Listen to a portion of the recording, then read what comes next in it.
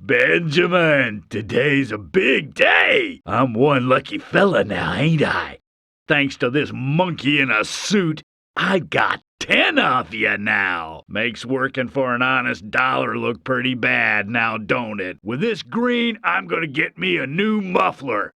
I better get over to the general's and look for one. Reminds me, man, that general. He was going on about some high-fly car that just came in. Said it was the car that FB idiot drove into town with. Must be a sweet-sounding ride, though.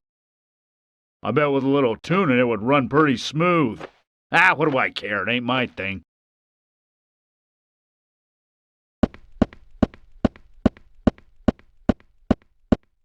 Zach, I think I understood what he was talking about.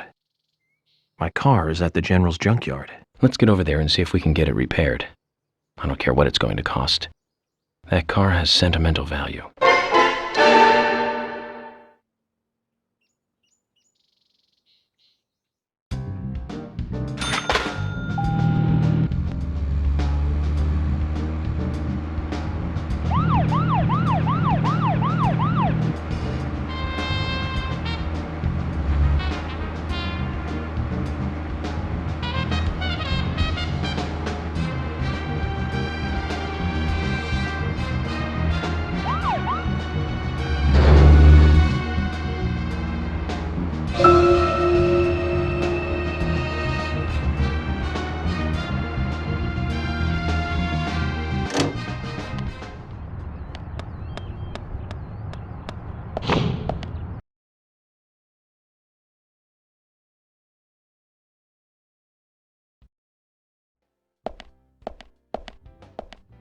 Hey, bro! Hey, man. Keith, what's wrong? You're usually more upbeat. You really want me to drag you down too, FBI? Maybe I can pull you back up. Well, I've lost something, man. My most precious treasure in the whole world. Well, my most precious after my family. My guitar, man. It's gone. Lily said she gave it away. Gave it away! Can you believe that? She says it's my fault for not tidying up the storeroom. I don't get her, man. What kind of logic is that? I didn't tidy up the storeroom, so I have to lose my guitar? You with me, right, FBI? Man to man, you see where I'm coming from. Your guitar means that much to you. Oh, my meeting with that fine guitar is what led me onto the path of rock, man. It was back in high school. I made my first visit to Seattle. The world was tired of pop music, and people were crying out for a new sound. It was only a few years before grunge would explode out of Seattle. I met a true rocker there, man. He had the sunglasses, a biker jacket, and the long hair. Man, he even had a bandana. I mean, he was behind the times by then, but nevertheless, the pure white guitar on his back hypnotized all who passed him. In the midst of everyone wanting something new, I glimpsed a tradition that had to continue. That's right. It's called rockabilly. You dig me, right, man? The world can't be built solely on new things. I couldn't help myself. I approached him and opened my mouth. I told him what I was feeling, FBI, right there on the street. I don't remember the words I used now. It was like a dream. But it sparked something inside me. I can tell you that. Our shared love of music allowed us to talk like old friends. Before I knew it, I'd been hanging out with this guy for 3 days. When I finally had to go home, what do you know? He gave me that guitar, man. He said that the soul of rock should be passed on to the next generation. That is how the legendary guitar Grekach came into my hands. Well, thanks for listening anyway, FBI. It means a lot to me.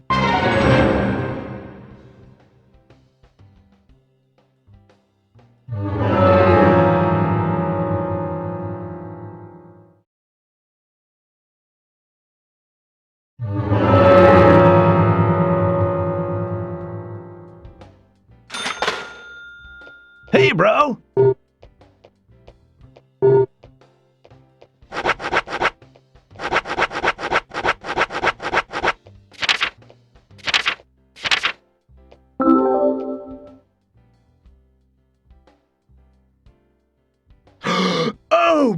baby! Where did you find it? Lily gave it to me as a reward for cleaning up the storage room. Oh, I see. Well, I'm happy to see it with you. Treat it well. I'll just do the manly thing and forget about it. Come on now, Keith. I can't play it myself. Instruments exist to be played, not to become an ornament. What am I going to do with it? Use it as a weapon? That's not what it's for. You're the owner of this guitar. You should have it. Bro! Your story relit the burnt-out fire of rock in my soul. FBI, you're all right. Hey, just hold on a moment. Take this then, in exchange. It's a gold card, our super discount card. There's no markup on anything we sell you if you use this. This, in a way, means I'd work for no pay for you, man. Are you sure? Of course, we're buddies, man. Yeah.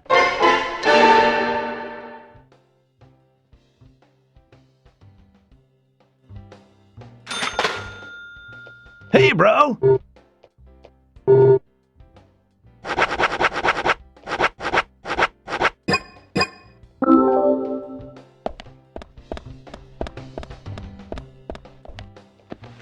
Hey!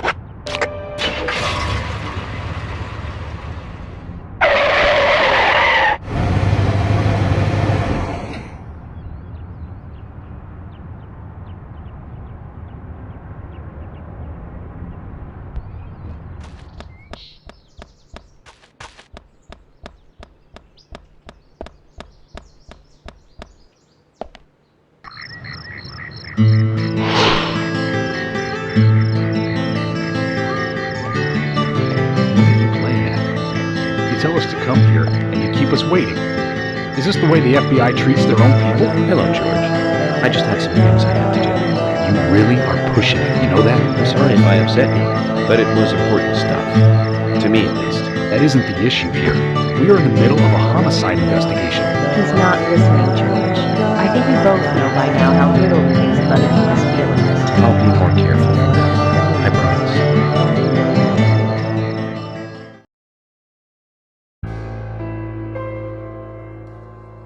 I'm FBI Special Agent Francis York Morgan. Please call me York. It's what everyone calls me. And you are Jim Green? That I am, son. I keep these woods.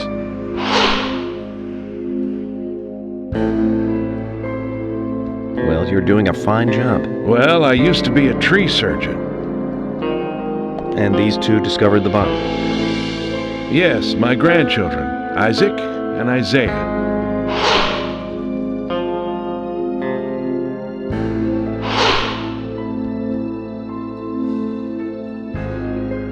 Zach, you see that?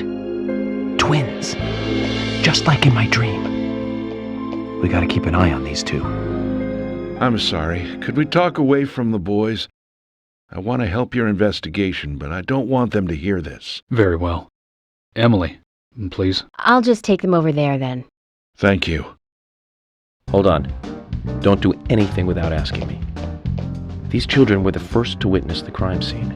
I want to talk to them. Come on, they're just kids. They have no idea what really happened to Anna. That doesn't matter. You agree with me, right, Zach? How heartless. Do you ever think of other people's feelings, ever? Emily's right.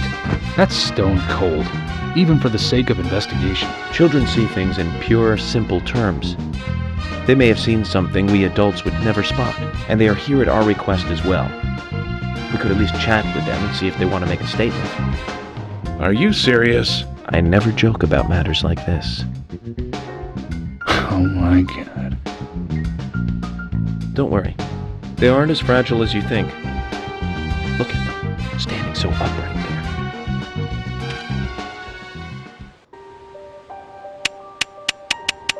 Now then, Isaiah, tell me, what did you find here? Anna, she was so pretty. She had a red dress on. Her hair was shining. Bright gold hair. There were lots of animals around her. Squirrels, weasel, and a snake. A real snake. We didn't know until then, but we know now. Anna was the fairy of the forest. She was a goddess. She smiled when she saw us. She looked so happy. That's right, Isaiah. She was a fairy. A goddess. I'm sure she is playing with those animals even now. Of course she is. Yeah, of course. Most useful information, boys. Well, Emily, you can take them now.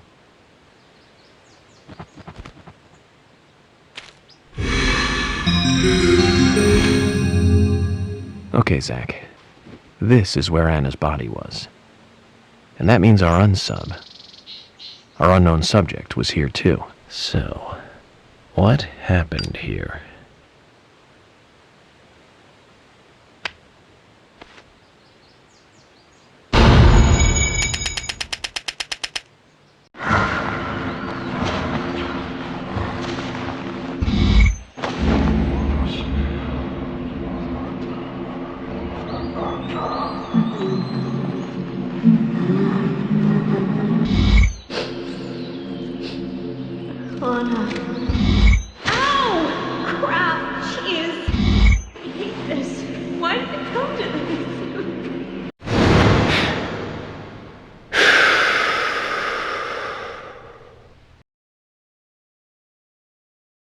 Zach, something is still missing. We need more clues.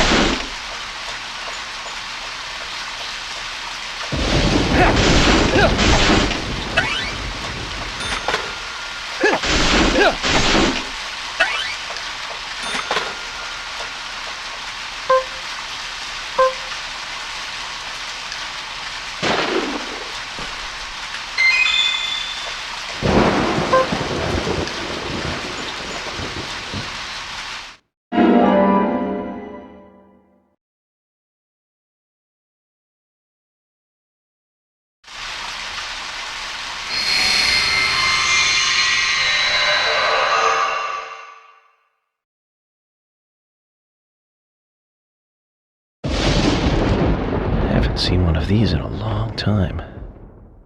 It's upside down. I guess this is meant to be an anti-peace sentiment then.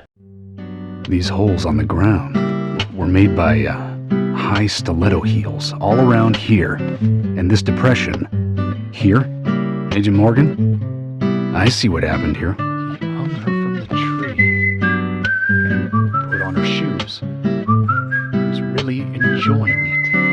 Sicko. He knelt down. And disgusting.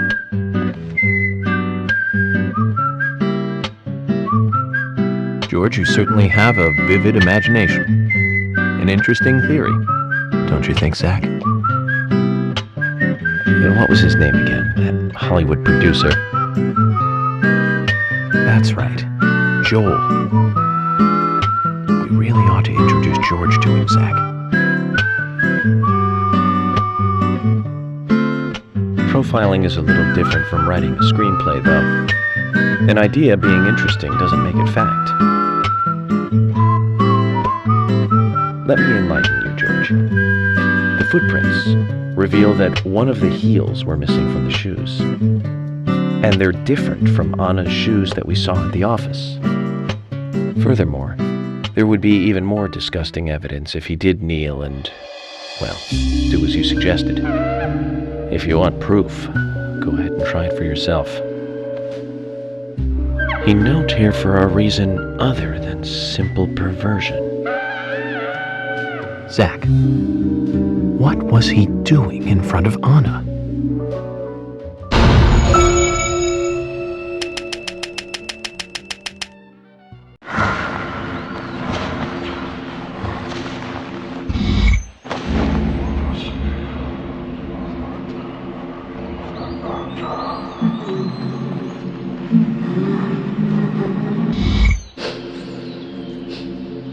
Anna. Ow! Crap! Jeez! I hate this. Why did it come to this?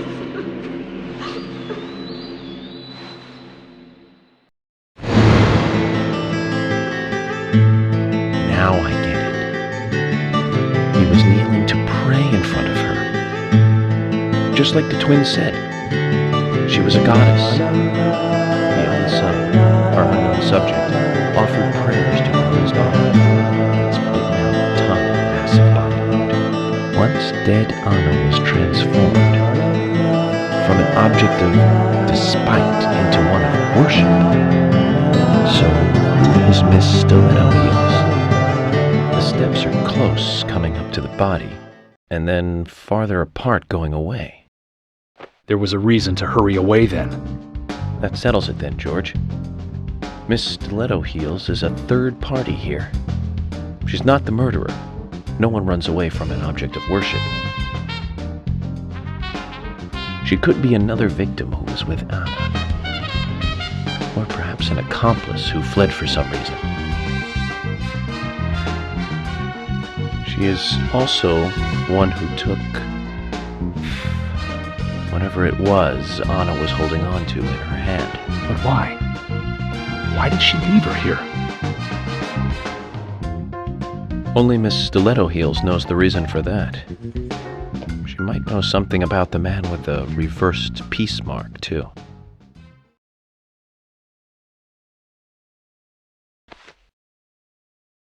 How many women wear high stiletto heels in this town, do you think? Oh, I should think most of them have at least one pair.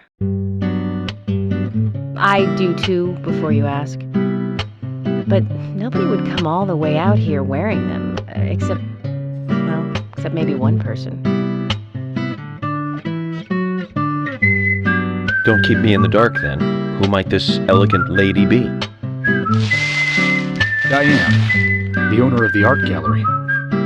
But she's out of town for a big art auction. I heard she'll be coming back in a couple days. Then we'll just have to give her a warm welcome home. A more immediate matter, then. Where in town can you find something like this? It should be a building that isn't used anymore, with either a lot of metal or metal machinery or something like that. The old lumber mill. And it's time to really get this show on the road. Could you guide me to this perfect setting for extravagant murder?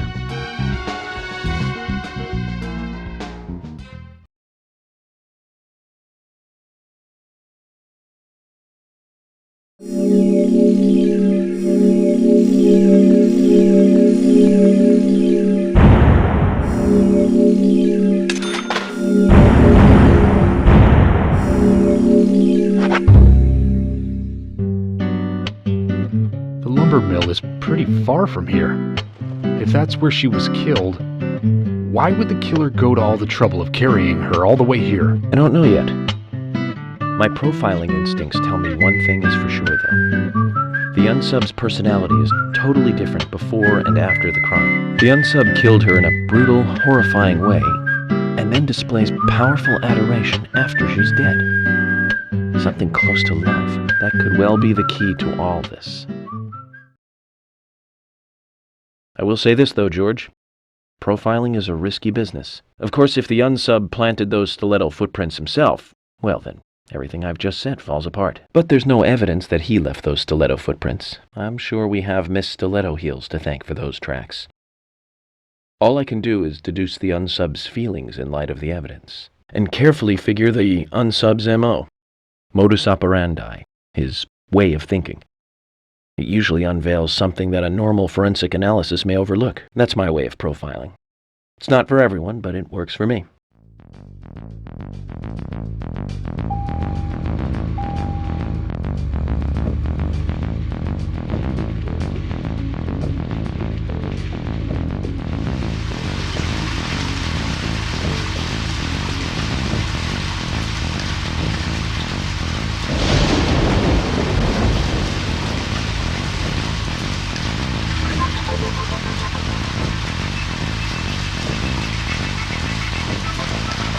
When I first joined the force, this lumber mill was still in full swing. It closed up right when I first moved here. And now it's totally abandoned. I presume so. I've never really been inside, so I don't know for sure, but it sure is run down. Deserted buildings are perfect for criminal hideouts and activities. I keep telling Harry to have the place torn down. Probably. After all, it's already been used as the site of honest murder. We don't know that for sure yet, Agent Morgan. That's right. But the perpetrator selected the lumber mill. Agent York, you seem very confident about this. Confident? No. Confidence is a sweet spot between being rude and hopeless. I'm just drawing natural conclusions from the facts that you've seen. That sounds exactly like being full of confidence, at least to me. And to normal people with common sense. Common sense can be the opposite of facts sometimes. Bear that in mind. Oh, I will, Agent York. Thank you for another pearl of wisdom. Either way, we'll know for sure by simply going to the lumber mill. So keep your pearls of wisdom to yourself, and let's hurry. Well said, George. Can you step on it, Agent York?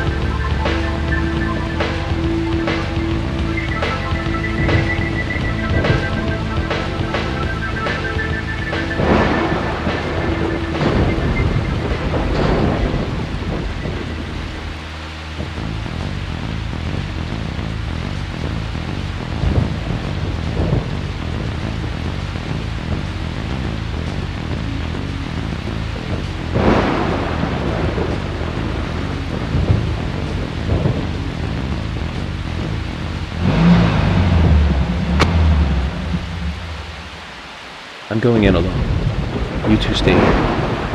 I can't concentrate on profiling with other people around me. Now hold on a minute.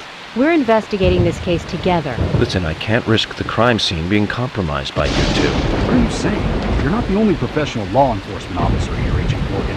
You know how to secure a crime scene. I'm sorry. That was rude of me. But this is how I operate. Furthermore... Yes? Furthermore what? To me, the outsider FBI agent, every citizen of this town is a suspect. You two could be in on this whole thing for all I know. I have to keep suspects out of the crime scene. How can you say such a thing? Is he making fun of us? We should have left him behind and come here by ourselves. You're right. I've never been so insulted. Sorry, but I'm just doing my job.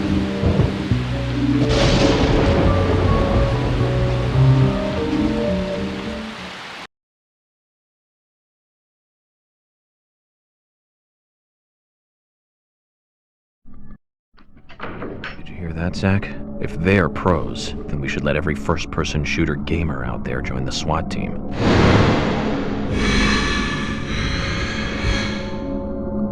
Zach, they're here.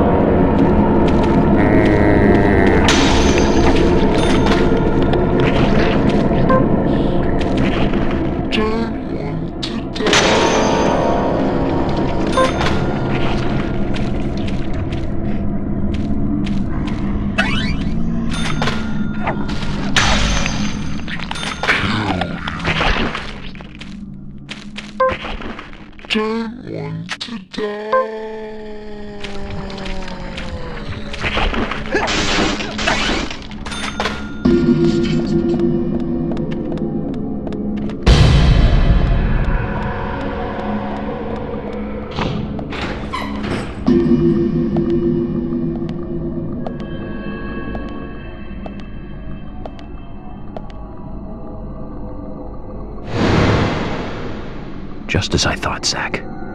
This is where Anna was killed.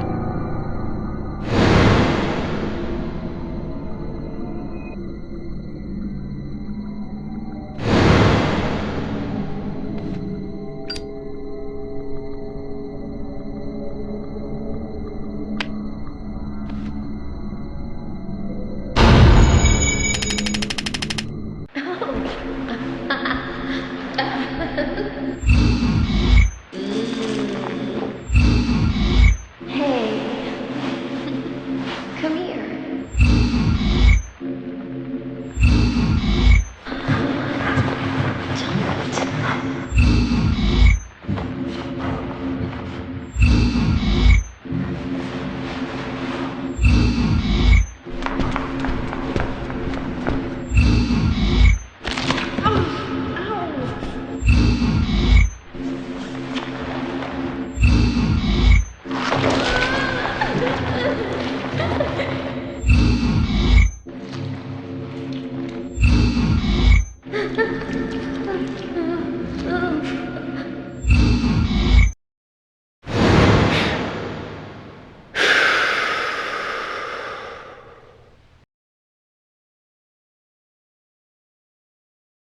Too much noise. We're still missing a vital piece of the puzzle.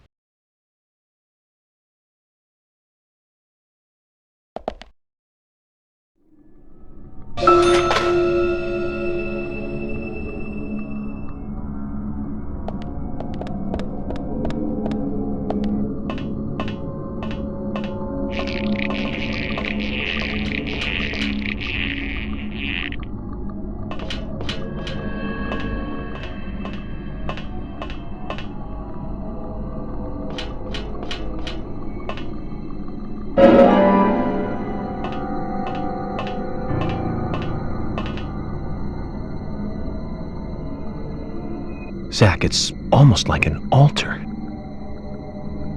Was the murder some kind of ritual?